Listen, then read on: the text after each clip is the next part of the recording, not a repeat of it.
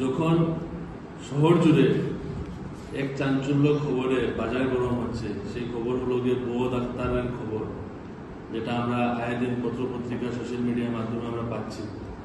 সেই সময় কাছাড় জেলা যুব কংগ্রেসের তরফ থেকে আরেকটা গুরুত্বপূর্ণ একটা ইস্যু নিয়ে আমরা দৃষ্টি আকর্ষণ করতে চাই শিলচরের সাধারণ জনগণকে, সঙ্গে সঙ্গে জেলা প্রশাসন থেকে নিয়ে সরকার পক্ষের সবাইকে আমরা একটা দৃষ্টি আকর্ষণ করতে চাই।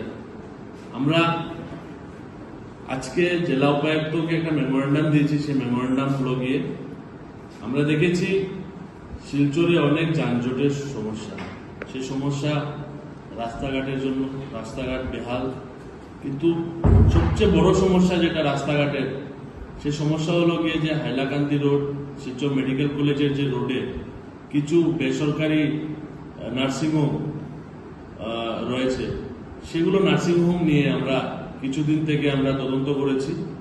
আমরা জয়েন্ট ডিরেক্টর অফিসে গিয়ে কিছুদিন আগে আমরা ওনাকে জিজ্ঞেস করলাম যে বেসরকারি নার্সিংহোম খুলতে গিয়ে আমাদের কি কি গাইডলাইন মানতে লাগবে। তারপর জয়েন্ট ডিরেক্টর অফিস থেকে আমাদেরকে একটা গাইডলাইন দিল।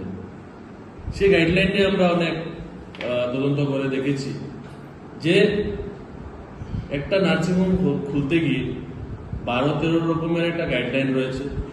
সেই গাইডলাইনগুলো অনেক হাসপাতাল আমার বিশ্বাস মানে ওগুলা নিয়ম ভঙ্গ করে, সরকারের নিয়ম ভঙ্গ করবে, সরকারকে দুরঙ্গুল দেখিয়ে ওরা ব্যবসা চালিয়ে যাচ্ছে। দ্বিতীয়ত হলো এই গাইডলাইনে যে মূল দৃষ্টি আকর্ষণ করার মতো জিনিস হলো কি, একটা নার্সিংহোম খুলতে গিয়ে ওটাতে লিফটের প্রয়োজন মাস্ট, একটা র্যাম্প লাগবে, পেশেন্ট হেঁটে হেঁটে যাতে সিঁড়ি হেঁটে হেঁটে যাতে উপরে না উঠতে হয়, তার জন্য হুইল চেয়ার দিয়ে যাতে আমরা পুশ করে নিয়ে যেতে পারি, একটা র্যাম্প লাগে। তৃতীয়ত একটা পার্কিং লট লাগে। আজকে দেখেছি শিলচর শহরের মেডিকেল কলেজের রাস্তায় অনেক বেসরকারি নার্সিংহোম রয়েছে যারা পার্কিং লট নেই, আর বিভিন্ন গাড়ি ঘোড়ার যানজটের সমস্যা ওই পার্কিং এর ওই হসপিটালের সম্মুখীন হয়ে থাকে। আমরা এও দেখেছি কোনো ধরনের কোনো যানজট হলে এই প্রাইভেট নার্সিংহোমে প্রাইভেট সিকিউরিটি যে থাকে অনেক বাজে বাজে ব্যবহার করে জনগণের সঙ্গে। সেটা নিয়ে আজকে আমরা ডিসি অফিসের কাছে একটা মেমোরেন্ডাম দিয়েছি। আমরা সঙ্গে সঙ্গে জয়েন্ট ডিরেক্টরের কাছে মেমোরেন্ডাম দিয়েছি, আর ওনাদেরকে তদন্ত করার জন্য আমরা দাবি জানিয়েছি যে আগামী 1 সপ্তাহের ভিতরে এটা সঠিক তদন্ত হোক। যদি সরকারের গাইডলাইন যে হসপিটাল, যে বেসরকারি হসপিটাল ডায়াগনস্টিক্সরা রয়েছে, যারা গাইডলাইন না মেনে সরকারকে তোয়াক্কা না করে যারা ব্যবসা চালিয়ে যাচ্ছে, তাদের এগেনস্টে তদন্ত করা হোক। আর যদি তদন্ত করে যদি এরকম কোনো বড় হসপিটাল যারা গাইডলাইন